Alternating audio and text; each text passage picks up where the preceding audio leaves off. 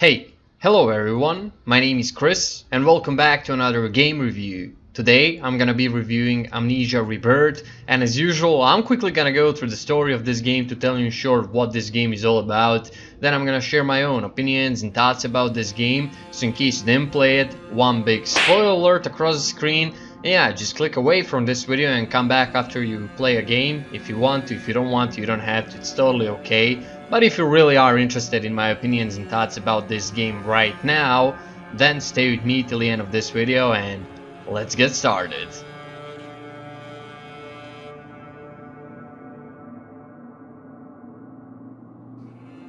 Alright guys, Amnesia Rebirth is a first-person survival horror game released in 2020. It was developed by Frictional Games and it was developed in HPL Engine, which is the engine they used for all of their horror games.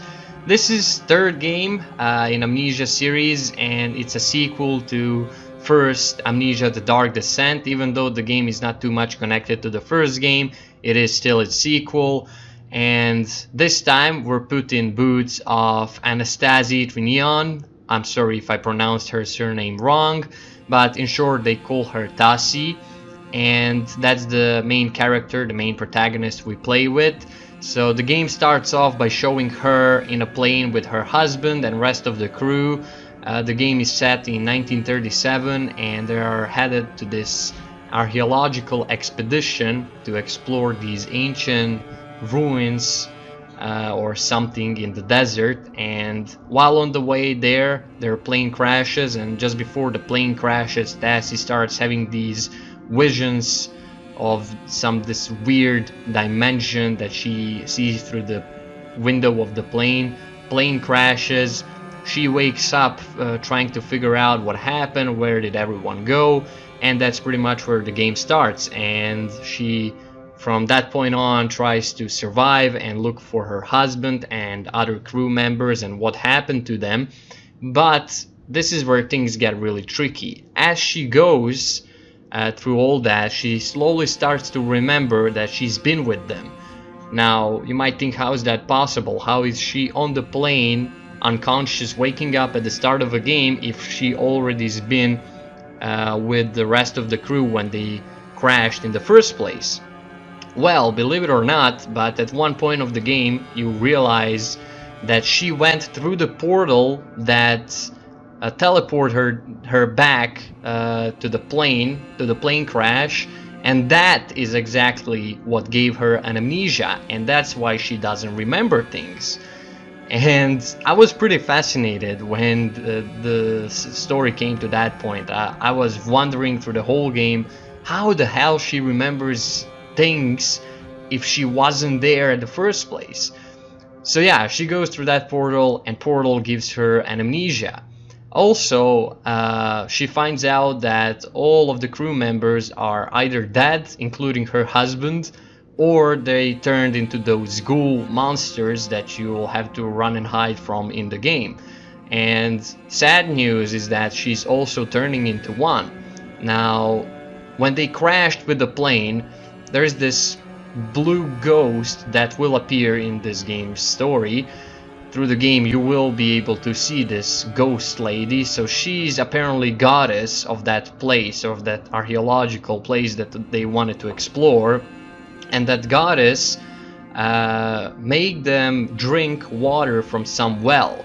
And they believe that she's helping them, that she saved them. In fact, she did, but she hides the dark truth, and that is that well is, well, cursed, and if you drink from it, you turn into that monster. And they all drank from that fountain and started turning into bloodthirsty ghoul monsters.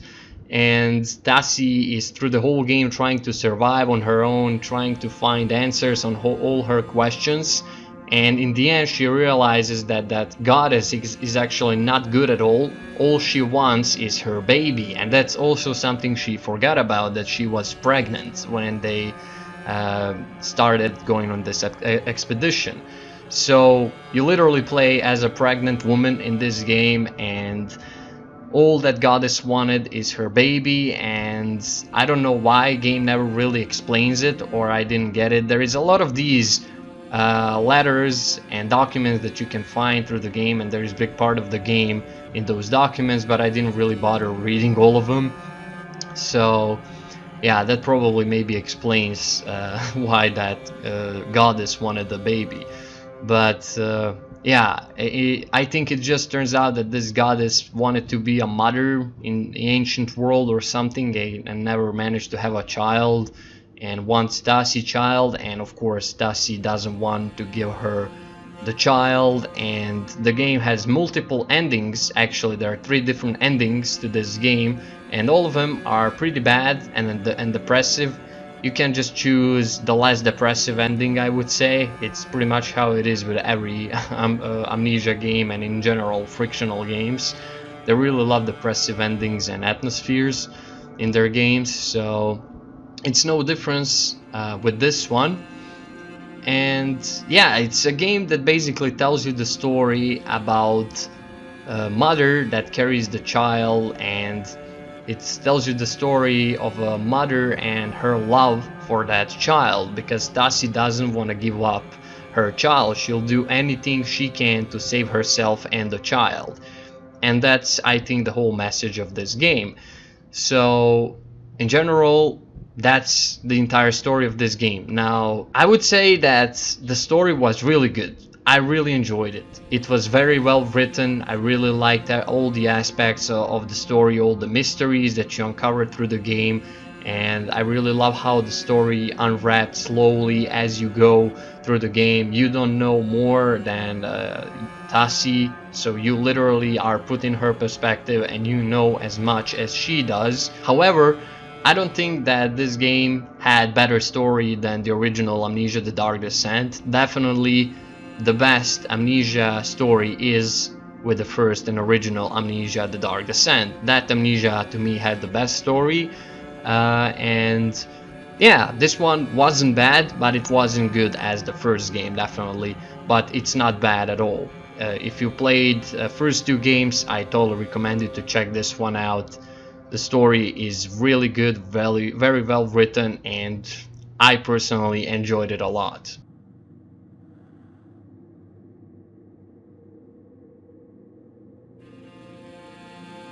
Alright guys, let's now talk about Amnesia Rebirth's gameplay. Now if you played first 2 games, then you already know what kind of gameplay you can expect from Amnesia Rebirth. I'm gonna say that everything is pretty much the same, like it always was since the first Amnesia: The Dark Descent. Of course there are some tinier gameplay changes here and there in Amnesia Rebirth, but core of the gameplay remained the same since the first game, and that's something that I really like and appreciate, because this game's gameplay is just perfect the way it is. Usually when you play frictional games which are all horror games, you're gonna see how similar they all are. They all have the same core of the gameplay. And that's something that's amazing to me, because their games are easily recognizable that way and unique.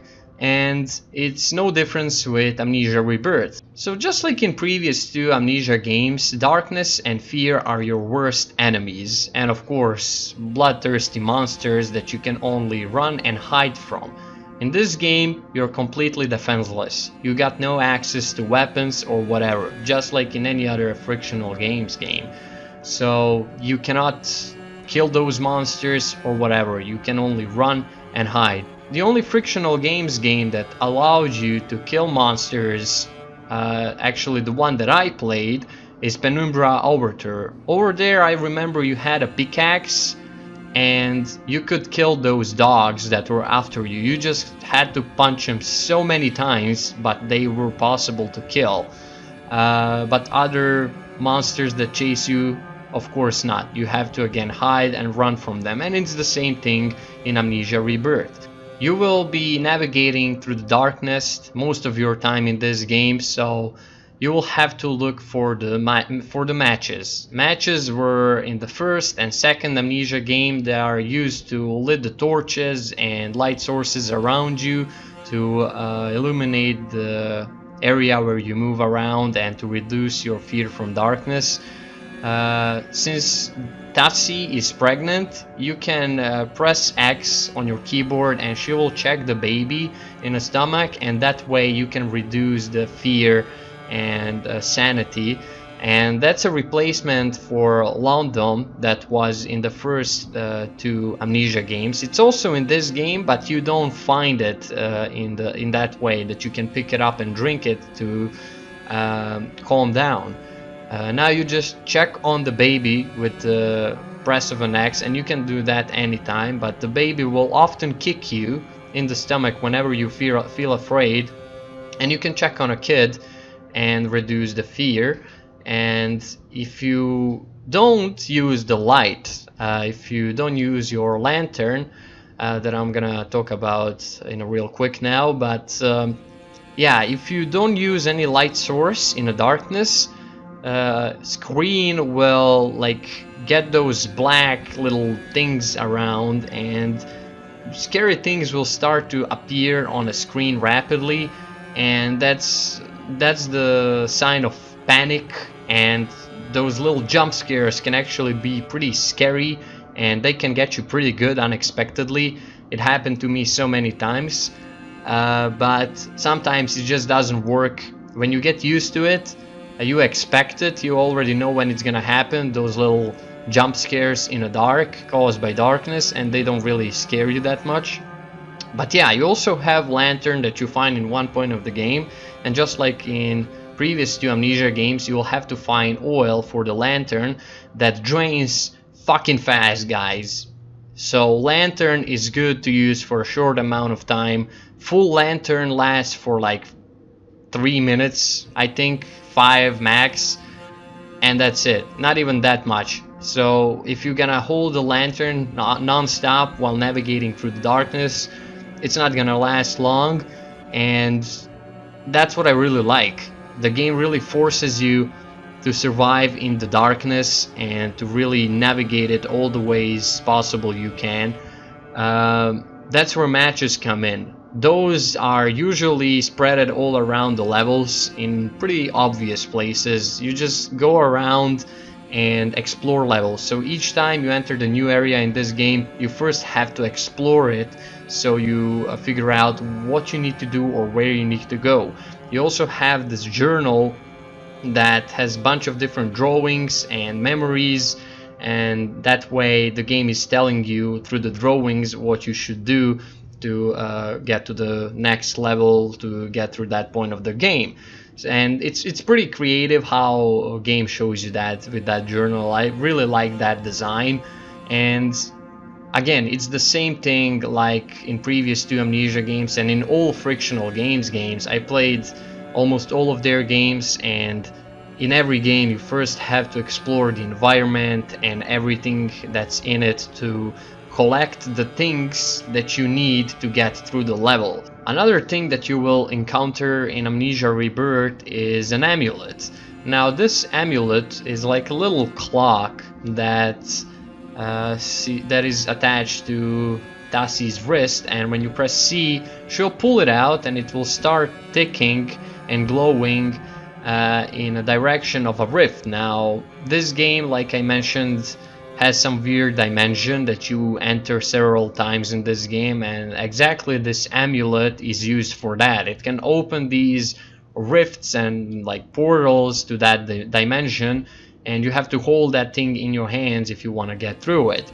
So it's not really something that you'll be too excited about, but it's just put in the game to be cool. It's just a cool little tool, you know, it's not a weapon or anything.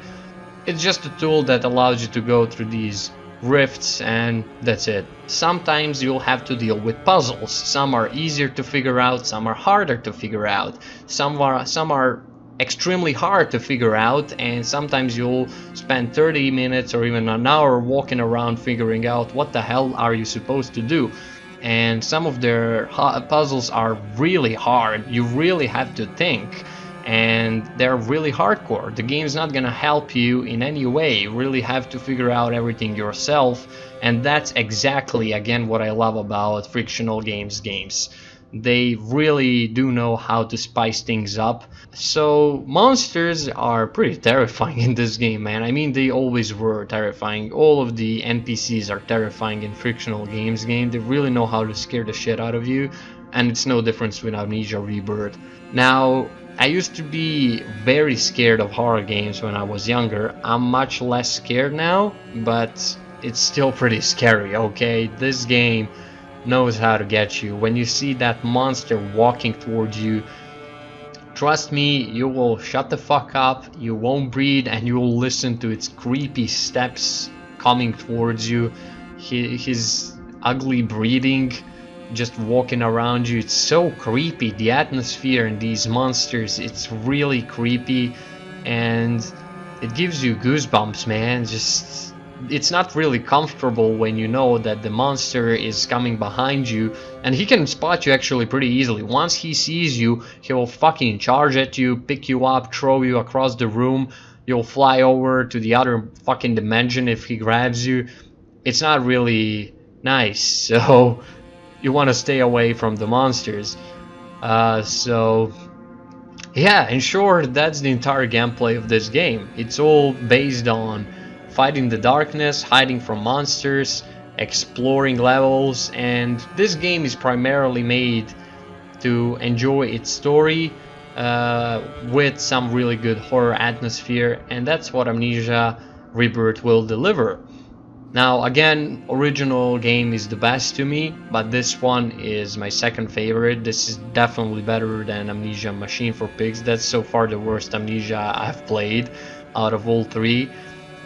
And yeah, this really was one really good experience. I really had fun with the gameplay of this game, and that's it. I loved it. I loved it for what it was.